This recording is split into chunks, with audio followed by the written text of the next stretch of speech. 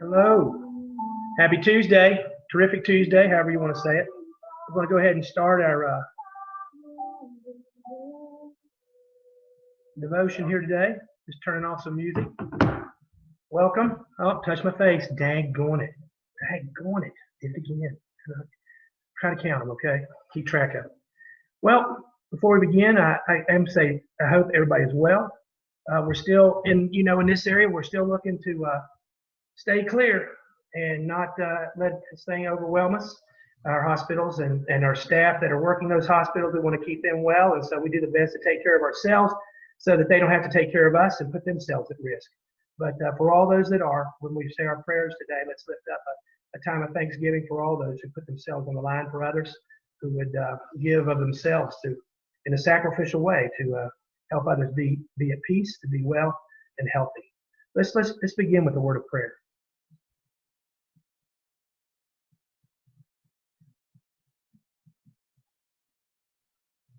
Gracious God, in lieu of all that goes on around us and within us, in the circumstances that trouble our world and maybe with our hearts, we ask that you would be our peace, that you would envelop us with your love and your mercy, that we would sense the grace sufficient that comes from you through your Son, Jesus Christ, and so that we might be overwhelmed with a sense of that all is well, rather that all is not. So help us on this day as we study your word to take a break from all that troubles us and all that surrounds us. And I see you, Gail. Bless you for coming in here today. And we ask the blessing upon all those who are able to join us and those that will watch it later. May this time be a time of uplifting and encouragement. Amen. All right. So we're going to be reading today from John 5. And it's another miracle story that we'll see. It's one, again, that's familiar. You'll recognize the words in here that Jesus commands to this person. How are you today? Are you on there? Did I unmute you? Jean's there as well. It's good to see you all. There'll be some others join us, I'm pretty sure. I've got to figure out how to get this invitation out, so I'm sorry that I was late with it. I'm still trying to figure out Facebook Live because I know that like Carolyn Harris is struggling to do Zoom, so we'll keep working on it to make it something for anyone who wants to join in. But let me read to you the scriptures we're reading from John 5, and we're going to read 1 through 18. Okay. After this, there was a festival of the Jews, and Jesus went up to Jerusalem. Now in Jerusalem by the sheep gate there is a pool called in Hebrew Bethzatha, which has 5 porticos. In these lay many invalids, blind, lame, and paralyzed. One man was there who had been ill for 38 years. When Jesus saw him lying there and knew that he had been there a long time, he said to him, "Do you want to be made well?" The sick man answered him, "Sir, I have no one to put me into the pool when the water is stirred up. While I am making my way, someone else steps down ahead of me." Jesus said to him, "Stand up, take your mat, and walk." At once the man was made well, and he took up his mat and began to walk. Now that day was a Sabbath. So the Jews said to the man who had been cured, "It is the Sabbath. It's not lawful for you to carry your mat." But he answered them, "The man who made me well said to me, 'Take up your mat and walk.'" They asked him, "Who is the man who said to you, 'Take it up and walk'?" Now the man who had been healed did not know who it was, for Jesus had disappeared in the crowd that was there. Later, Jesus found him in the temple and said to him, "See, you have been made well. Do not sin anymore so that nothing worse happens to you." The man went away and told the Jews that it was Jesus who had made him well. Therefore, the Jews started persecuting Jesus because he was doing such things on the Sabbath. But Jesus answered them, "My Father is still working. I also am working." For this reason, the Jews were seeking all the more to kill him, because he was not only breaking the Sabbath, but he was also calling God his own Father, thereby making himself equal to God. Well, not anything that we weren't expecting when we read this, that when Jesus does something that the leadership, the Jewish leadership, and let me say from the outset that when John talks about the Jews, he's not talking about them as in an ethnic sense. He's talking about the people that are there, because it is the Jewish leadership and those that want to kill him. He's not making a statement that Jews are bad people or anything like that. He's merely speaking of those folks who were there. John is often used by some groups to be anti-Semitic and to justify uh, wrongdoing and stuff against the Jews. So we want to make sure that we read this properly when we think of the Jews. He's merely talking about the folks that are out to get him, that he's speaking to in general, not to all Jews, because we know that there were many Jews who did believe. So the healing of John follows again the same kind of thing, any form that a miracle story takes. That we prepare for the miracle, there's the miracle itself, and then there's again the testifying to the miracle, which the man did. And so the problem with it is that the people that are attesting to the miracle are not only the man, but it is the Jewish leadership, those Pharisees and others who are patrolling the area on the Sabbath and making sure that no one is violating that Sabbath law. So there it is. And another bad thing is that he's in Jerusalem again. Doesn't say what festival it is, but he's gone up there back into the thick of it. And it being there with the temple hierarchy and the council and all those that would that are probably most dangerous to him, that he's gone right back in there, waded into that group, and is doing this kind of work. But for him, it's not any kind of work. It's God's work. And so Jesus is going to keep doing that no matter what. The pool that's here in the Synoptics is called Bethesda, and Bethsaida. There's different words for it in each version of the story. But for this, there's a little bit of discussion about when he talks about the waters being stirred. Probably in some versions, if you read the NIV, it'll say that they would wait on an angel to stir the water.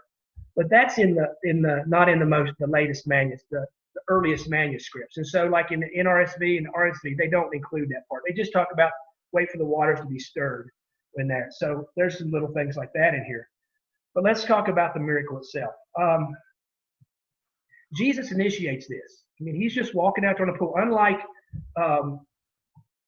there's a story in Mark 2 where a group of friends, where Jesus is in this house teaching, and a group of friends bring a man. They can't get through the door, so they lower him through the roof. And Jesus talks about the faith of his friends is what's done it for him. And so he's going to heal this man. And he talks about sins being forgiven there as well. And again, he gets into it with the Pharisees, the leaders, about whether this could be done or not. And so there's that discussion with that.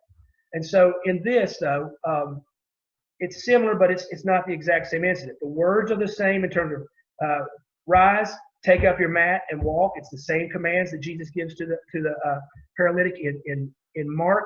But other than that, it's not there except for the conflict and the controversy that comes along with it. But here at this pool, Jesus is just looking and he sees all these people. Evidently, this is a place, and I was thinking of things like the springs at Hot Springs, or over in, I guess in Greenbrier County, there's some places, different places, these Manual Springs, and that people would gather for healing, and Yellow Sulphur, right, over here in Montgomery County, where there were places that people would come to, and it has the properties they thought to help people be well, to heal. So it's that kind of a thinking, except here it's a divine healing, not just a mineral spring. It's that when the waters are moved, something divine is happening, and you have to beat feet, if you can, get into the water before everybody else.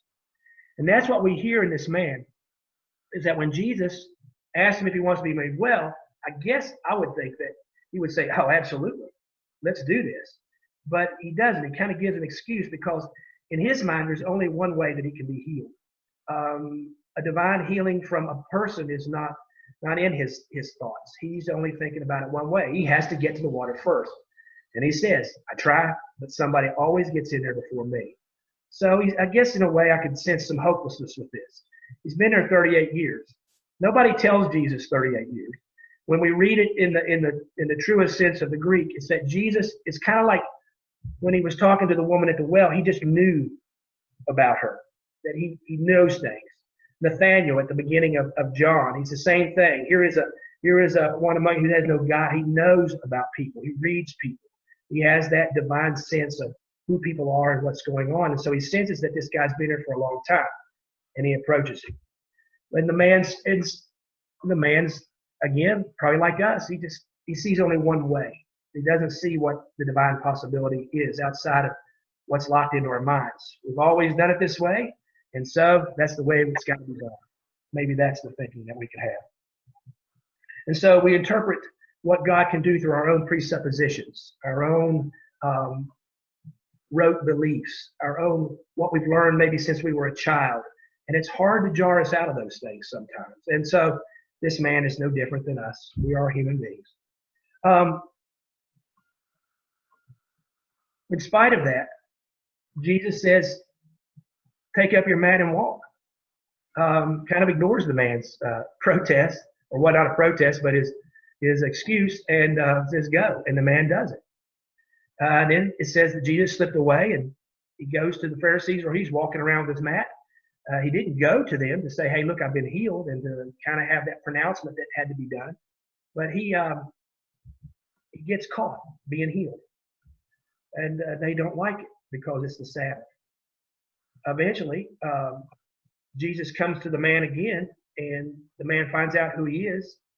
And so you heard that then he goes and he lets him know. And it's not a tattletale sense here. It's not what this conveys at all. It's just a conversation that they asked, so he told them. It was Jesus. And that they know they've had run-ins with Jesus already. They know what Jesus is about. Jesus is a challenge to their power, their authority, their ways. And again, as I said on Sunday, anytime, it doesn't matter if it's a church, a synagogue, a mosque, when anything challenges authority and tradition, it is met with pushback. It is not easily received. And so that's our history. And so it is no different for them there. And we want to be careful not to think that we're a little better than those folks there, because when it comes to it, we're probably not with that. And so what we've got now is going from a miracle story to a conflict story. And the issue of the Sabbath is something that Jesus is going to confront again and again in John. They've already had it once where he's done stuff on the Sabbath, and so they're just not catching on. And I don't think it is easy for them, and I don't think it would be for them at all. That Jesus is breaking the barriers of what it might mean to view God. These are things about God's character, how God operates, what God cares about versus what we think God wants us to care about, who we care about in terms of what God would say, care about these people as well. We probably see that a lot now, and maybe you can read through that. I try to look at the news that we see every day now, and the conferences and the news out of the House and the government, that who we're trying to take care of and who's not being taken care of. And I just I don't think it's any different now than it was then. That the people in power are going to first and foremost take care of their ways. That seems to be kind of the human way about it. And so then those of us who are out here who are dependent upon their goodwill and their largesse, their generosity, are not going to always get what it is that we need. You know, I feel pretty safe and secure. I'm staying in. I'm not running around, so I'm taking care of health that way. But you know, as far as always having a roof over my head, as far as food on my table, my livelihood, I don't have the fears that so many have right now. And so to just go status quo and to think that the only way out of this is what we create as people is going to be a mistake on our part. I wish in some way that folks could read the Gospel of John through this and say that the people that need taken care of the most are not the people that at the top, but it's those who are at the bottom. And Jesus shows us in John again and again. And again, I'll repeat, you know, John is a special book, and it's becoming more special to me. That how Jesus breaks these barriers and reaches out to folks that he goes to are the people that are not in. They are not included in society. They are the fringe people.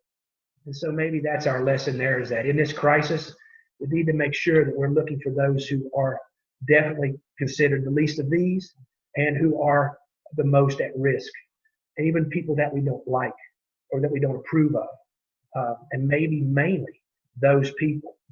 And I would say that because, in other words of Scripture, Jesus, the Jews, the Pharisees in charge, the leadership that he's in conflict with, They were not going to go to people that they thought who were defiled or less than or undeserving. There was no way on God's green earth that they were going to do that. And Jesus faults them for it. He tells them that's when they're in darkness. And Jesus is not about the darkness. He's about doing God's work and being the light to the world that he's supposed to be. And so he goes in the conflict. But the big piece that they really got a hold of was when Jesus started talking to him about his sins. And I don't think he's saying here, when I read the Greek and the words here, hamartino, it's not that he's saying stop what you're doing. Instead, he's saying, hey, you need to take care of your sins as well. It's not just about being physically whole or healthy, but there is the spiritual side to us that we need to embrace. And we need to take care and beware, in some sense, of all that might assault us spiritually. And going back to like the temptations that Jesus faced earlier in John, is that we must be prepared to thwart those things and to make sure that we not only take care physically, but spiritually as well. One of the things that I read last week was talking about, it's that old saying we talk to kids about, right? Garbage in, garbage out. The things you put in your mind are what's going to come out. And Jesus said it's not what comes out, it's what goes in the body that makes it defiled. And so we need to pay attention to that with all the social media that we're inundated with, even the news feeds that we watch and how we allow them to nourish us and to guide our thinking and thoughts. Everything I think now should be done through the filter of prayer. That we should look to discern the truth beyond the words and the images that we see, and to seek God's will for our lives in the midst of this. And it's not about whether or not we're healthy, because God is not afraid to minister to us when we're in pain and suffering. In fact, God probably does better with us when we're in pain and suffering, it seems sometimes. But that we're especially protected in that sense. But that we are to take care and seek to serve as best we can, even when in the era now of social distancing and how we look after one another. He teaches us that. And so, like the man here in this story, we need to beware. We need to take care that we not sin and that we are looking after our own spirit, allowing God to nourish us and to keep us on the right path. In this, as we move through it, I want to move into talking about how we see already that the Pharisees continue to reject Jesus. Again, I'll say that's not surprising, but it's not that they reject him as a person. It's more than that. They're rejecting God's work in the world. They can't see it.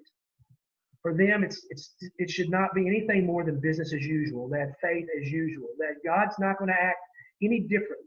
That God is fixed. God is not dynamic. God does not change. He's immutable. That the Spirit is set in a certain path and does not deviate from that path. But those are our thoughts. I believe that wholeheartedly. But that's human thinking, and that we can certainly pigeonhole God and lock God in, and we are the ones that make God static versus dynamic. That we make God the changing. And it's not necessarily that God changes, but we have to recognize that God, it may be trying to change our perception to show us something new about his character and his work and what he really values in this. And these folks couldn't do that. And I would say that I can look back on my life and see where I have done the same things. You can probably think of times in your own life, or even as church, where we've been that we've done that, where we've rejected something as maybe possibly being God's call to us to be different, to do something, and that we haven't, because for us, God certainly would not or could not act in that way. So we need to beware and not, again, take aware of our own sin and make sure that we don't get caught in the same way that these folks that we're reading about were. Because in the end, there's not much difference in us and them.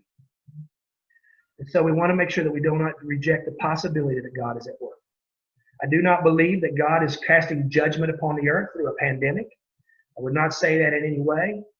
I believe, though, that God is working through this, certainly, to bring about healing and goodness, to bring about change of heart and mind for those that will see it that way and say, hey, maybe I need to beware. take care and make some changes in my life. There's nothing wrong with that. And certainly God would work through that, I think. And so we want to take care as we wind this up now. I'm saying this. Let's go through a couple of things. One is that open our eyes to the possibility that Jesus is asking us about being made well in a sense that in a different way, to be made well in a different way than maybe what we think it should be. That Jesus is going to act upon us, within us, in ways that we haven't imagined yet. And to be open to that possibility, that God is walking among us and is calling us to be well and healed. We should look to make sure that we are nourishing our lives in such a way that our spirits are full and that they are markedly moving towards God's path, to God's ways, to embracing Jesus and all that Jesus offers us each day through our prayer and our study. And lastly is to not be too sure that we are any different from those that Jesus is in conflict with here. Just don't let it be us, and let us endeavor together to stay open to the possibility that God is calling us to be more than what we are right now, calling us out of our old ways and into new ways of thinking, of being, and doing God's work on this earth. Because in the end, it's like Jesus says, God is at work on the Sabbath, and I'm going to be at work on the Sabbath. And so God's work is never finished. It did not end when Jesus was resurrected, and it will not end after this day. And so that's all I have for you. That was a good one, I think, a long one anyway. Let's say that. I want to see us. Let's unmute some people here. Are you there, Gail? One says you're not. You got two of them up. Let's do that. I'm trying to unmute you, Gene. Well, I don't know. I can't do it. I'm not good at this. But anyway, let's close with prayer, and I'll get this posted on Facebook.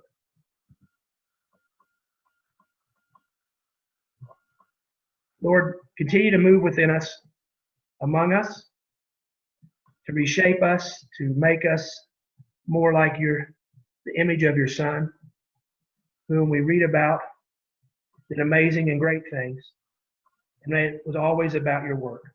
Help us to be mindful as we are inundated with news from this world, that there is better news coming from your world. May it make itself known again and again through us. Help us to reflect your light to the world around us. In your Son's name I pray. Amen. Take care. This has been recorded, and I'm going to download it and get it started. God bless. Let me figure out how to end it now. I can't figure this out. Take care.